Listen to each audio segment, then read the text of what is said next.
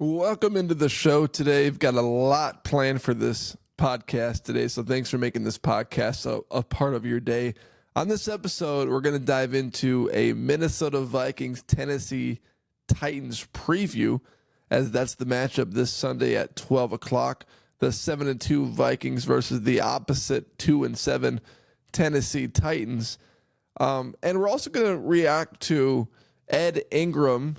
Darren Wolfson from Channel 5 KSTP was interviewing him, and he made some comments that I wanted to react to. So let's open up with that, and then I'll dive into the Titans-Vikings preview. So just take a listen to these comments by Ed Ingram, who's being interviewed by Darren Wolfson on KSTP. At halfway point of the season, unofficial, right? Because last time I checked, 17 odd number, so we can't really have like an official halfway point, right? But, you know, this unofficial halfway point of the season, what stands out? I just feel like, our team, we are a good team, and we've created our identity, and we just got to keep working on that. Respond on that. What is this team's identity in your mind? I feel like we're a close banded together group. I feel like a lot of teams in the NFL are not as close as we are as a team, and, as boys, I feel like this is kind of like a college locker room as far as camaraderie and, like, being close, and I feel like that's the difference maker. Do you have a sense on what the ceiling is over these next 8 games? Not really. I feel like the ceiling, is the sky's the limit. For us, we can do great things. We just got to keep trusting the process and keep it up. Piggyback on what Kevin said in the post-game locker room on Sunday about the belief this locker room has in Sam that, okay, like he's going to move past those turnovers from Sunday. Mm-hmm. He's a great quarterback.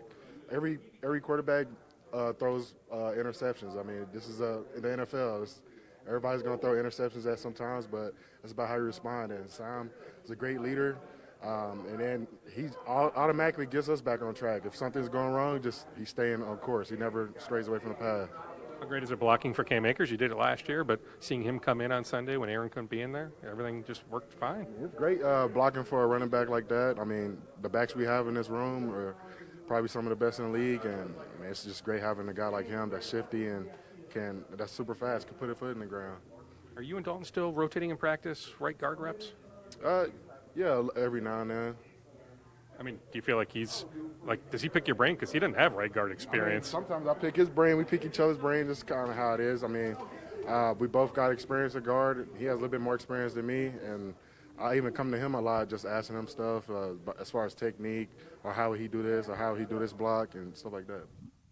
So what he said that stood out to me, and I have the quote, it says, "I feel like we're a close banded together group. I feel like that's the difference maker." Vikings Ed Ingram on what this team's identity is in 2024. And I think about Ed Ingram, and I think about his career thus far. And this is a classic statement by a guy who knows he's not playing his best, but has been playing better. Now, earlier on in the season, he was ranked as one of the worst 5 right guards in all of football because of the pressures that he was allowing on the interior of the offensive line. And he comes out and says, we're a close banded group, and I feel like that's the difference. And, of course, he's going to share his opinion, and, of course, he's going to say that.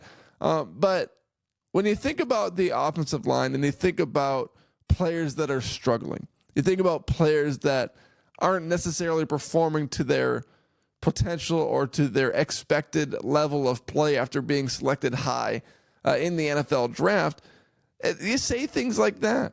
You say things like, oh, we're close-knit bit. We're a close group on the offensive line. We have a lot of trust. We have a lot of faith in each other. It's all about that chemistry on the offensive line. It's all about staying together, staying hungry, just believing in each other. It's a lot of just kind of made up, kind of touchy-feely kind of garbage. And that's my opinion on that. Ed Ingram has been playing better. Against the Jaguars and against the Colts, he probably played his best 2 games of the season. But prior to that, Ed Ingram was playing really, really bad for the Minnesota Vikings. So he comes out with a statement, we're a close banded group, we're a close-knit offensive line, and I believe that's the difference. Of course he believes that's the difference, because If it was some other difference, he would probably not be on the Minnesota Vikings offensive line right now as the starting right guard. If the difference was protecting Sam Darnold and keeping him on his feet, well, we're probably looking at Dalton Reisner right now as the right guard for the Minnesota Vikings. But he's gotten better, so hopefully he continues that pace as the season progresses, as the Vikings enter the second half of the season. So that's my takeaway on Ed Ingram's comments. We can dive into the Minnesota Vikings preview of the Tennessee Titans football game. Like I mentioned, the Vikings are 7-2, and the Tennessee Titans are 2-7. You know, you look at this game and you look at the factors going into this game, and you always hear, and I've been adamant about this too. I said it before the Jacksonville Jaguars game. I said the Vikings are not a lock to beat the Jacksonville Jaguars. The Vikings are not a lock to beat the Los Angeles Rams. You know, you got the any given Sunday mentality. You've got the can't count them out mentality. They're hungry. They could do some damage. They got some talented players, but they're just not putting it together. If the Minnesota Vikings are not a lock to defeat the Tennessee Titans, then there's a major problem. If the Minnesota Vikings struggle to beat the Tennessee Titans on Sunday, then I might be looking at the situation and like, wow, this is not good. If Sam Darnold goes out there and throws 3 picks in the red zone again, I gave him a pass last week because of his 7 drives that were potentially scoring drives, like drove down the field almost every single time. Vikings only punted twice in that game. So the Vikings offense was moving. If the Minnesota Vikings lose against the Tennessee Titans, they just can't. The Titans are hot garbage. You think about hot garbage, that describes the Tennessee Titans. And I'm going to, share it. So they're 2-7, like I mentioned. But let's just take a look at their wins and losses this year. So Bears, that lost 24-17. And they really should have won that game. They're up 17-0. Then Will Levis did Will Levis things. Against the New York Jets, they lost 24-17. Against the Green Bay Packers, they lost 30-14.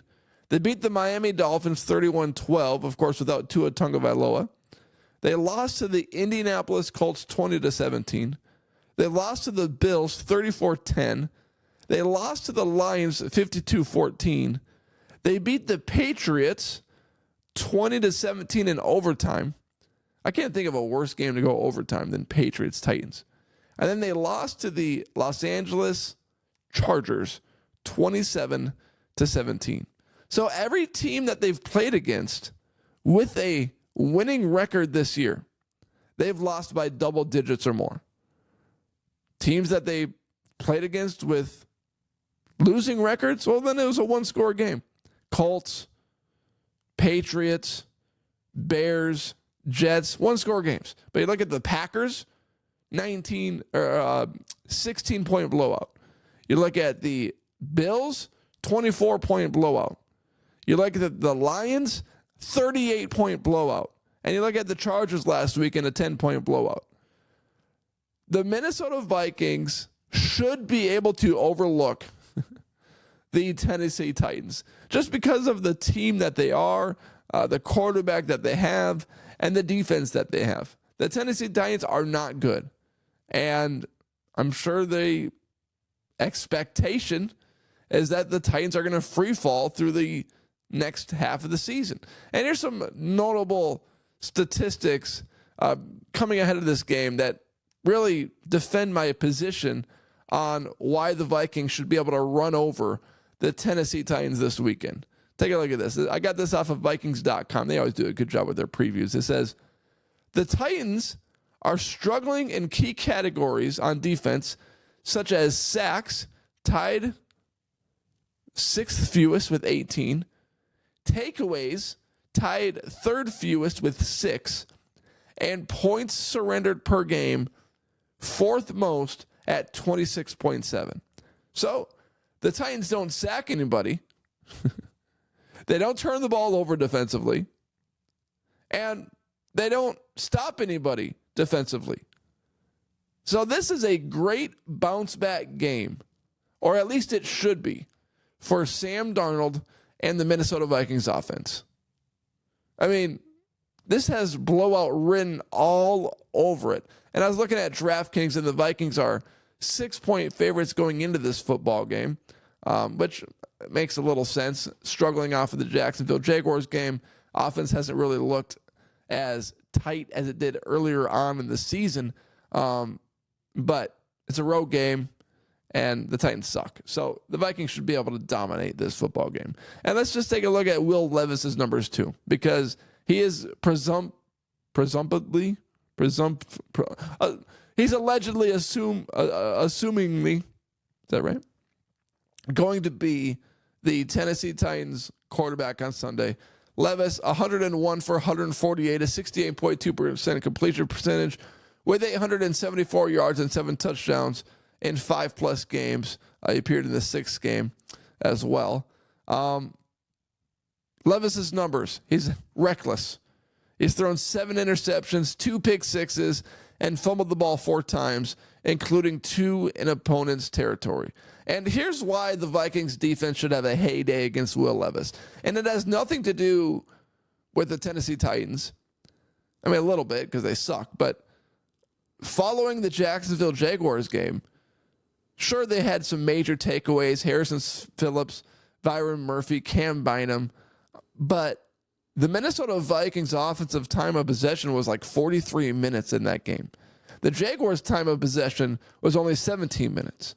So the Vikings defense should be well rested. They did not get overrun against the Jaguars. The Vikings offense controlled that game from start to finish.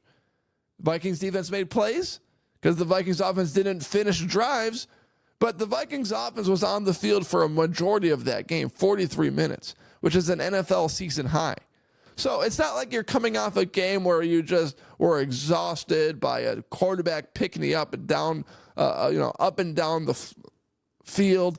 It's not like they just got torched where, where Matthew Stafford or Jared Goff just picked them apart 3rd and 6 every time, 1st down every time. Vikings defense is coming off a restful, dominant performance against the Jacksonville Jaguars.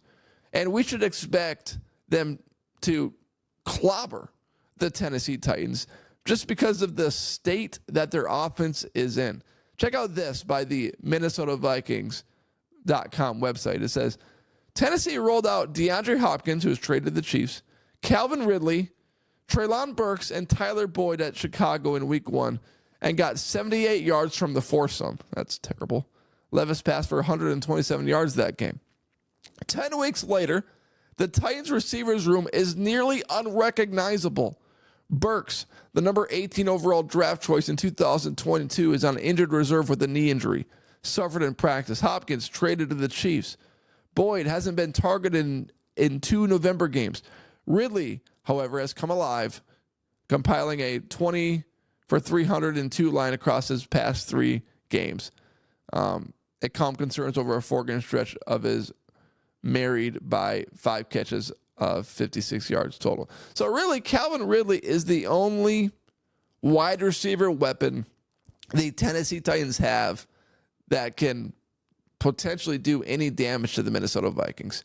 They got the running back who's decent, Pollard, who they brought away from the Dallas Cowboys a couple years ago, and he struggled a few years ago, but he's tied for 4th in the NFL with 578 yards rushing after contact this year. And he's got 8 runs and 15 yards or more.